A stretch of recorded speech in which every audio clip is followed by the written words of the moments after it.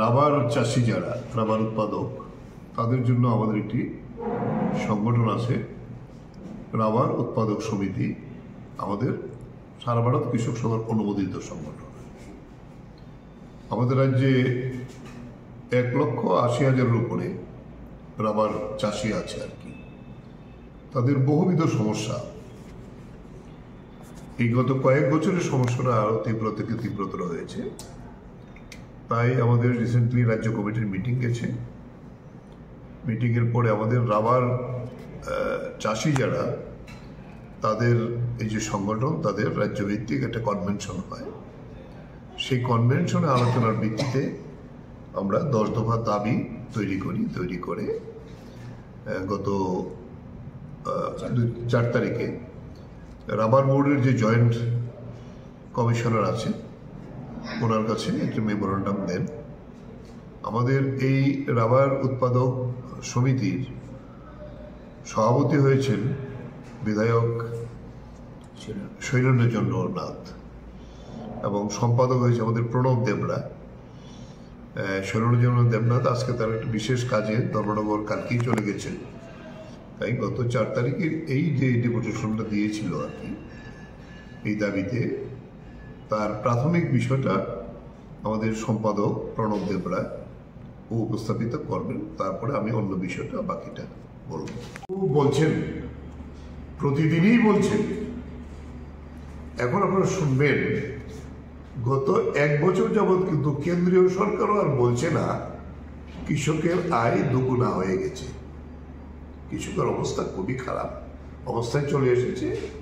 ত্রিপুরায় তো কৃষি কিচ্ছু নেই। রতনবাবুকে আমরা অনেকবারই চ্যালেঞ্জ করেছি, কৃষকরা কি পায় এখন। রাবার নিয়ে যেহেতু কথাটা বলছি না, কিচ্ছুই পায় না। রাবারকে আমরা বলেছি কৃষি ফসল ডিক্লেয়ার করার জন্য। এটা এখনো ইন্ডাস্ট্রিয়াল ফসল আছে। কেরালা গভর্নমেন্ট এটা করেছে, তারা সাবসিডি দেয়, তারা চাষিদের কীভাবে উন্নত করা যায়।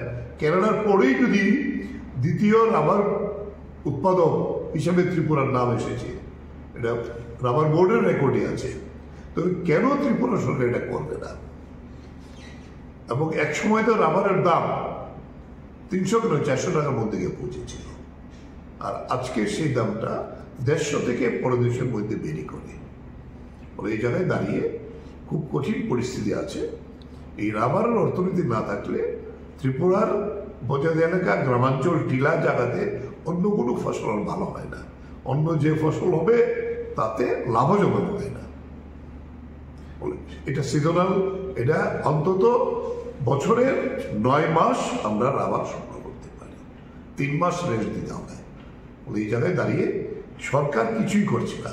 রাবার সম্পর্কে কোন দপ্তর যে দায়িত্ব, এটা tribal welfare department, agriculture department না ইন্ডাস্ট্রি ডিপার্টমেন্ট, এটাই আমরা ঠিক করতে পারছি না। আগে নোডাল ডিপার্টমেন্ট আমরা ইন্ডাস্ট্রি এবং ট্রাইবাল ওয়েলফেয়ার এই দুইটাকে আমরা দায়িত্ব দিয়েছিলাম, এই কাজ করেছি। সেই জায়গায় দাঁড়িয়ে এই রাবারের এই সমস্যাটা, এই কারণে আলাদা সংগঠন আমরা তৈরি করেছি। আমাদের কৃষক সভার মধ্যে তার নেচারটা আলাদা, তার সমস্যাগুলি আলাদা। তাই এই ব্যাপারে আমরা দীর্ঘ আন্দোলন করবো। ডেপুটেশন হয়েছে, আমরা আবার মহকুমা ভিত্তিক আমাদের রাবার চাষিদের কনভেনশন করব। এরপরে রাজ্যে এটা বড় আন্দোলন। এখন যেহেতু ধানের লাগানোর মৌসুম, এই মৌসুমটার পরে আমরা এই বিষয়টা নিয়ে আমরা রাজ্যভিত্তিক সংগ্রামে আমরা যাব। গুণগত মানকে বৃদ্ধি করার জন্য যারা এই ল্যাটেক্স সংগ্রহ করছেন, টেপার, এবং যারা রাবার চাষি, এই গুণগত মানের রাবার শিট তৈরি করার জন্য যা যা প্রয়োজন তার জন্য আমরা প্রশিক্ষণের দাবি করেছিলাম। ওনারা বলেছেন 2 মাসের মধ্যে সেই প্রশিক্ষণের কাজ তারা প্রায় কমপ্লিট করে এনেছেন। আগামী 2 মাসের মধ্যেই একটা দারুণ একটা ব্যবস্থা তারা আগরতলা রিজিওনাল অফিসেই করবেন। সেখানে ইচ্ছা করলে টেপার এবং চাষিরা সেগুলো নিতে পারে। এবং লাস্টে যেটা ত্রিপুরার যে রাবারকে সম্প্রসারণ করার জন্য রাবার বোর্ডকে যে যথাযথ দায়িত্ব নেওয়া, এবং তারা খুব দারুণভাবে সেটা গ্রহণ করেছেন এবং আমাদের দাবিগুলির প্রতি তারা সহমত পোষণ করে সেগুলো আগামী দিনে রাজ্যের চাষিদের স্বার্থে রাবার বোর্ড যথাযোগ্য ভূমিকা পালন করবেন। যেখানে যেখানে প্রয়োজন জাতীয় স্তরে সেগুলো নিয়ে যাবেন। একটা সৌহার্দ্যপূর্ণ আলোচনার মধ্যে দিয়ে আমরা ডেপুটেশন সম্পূর্ণ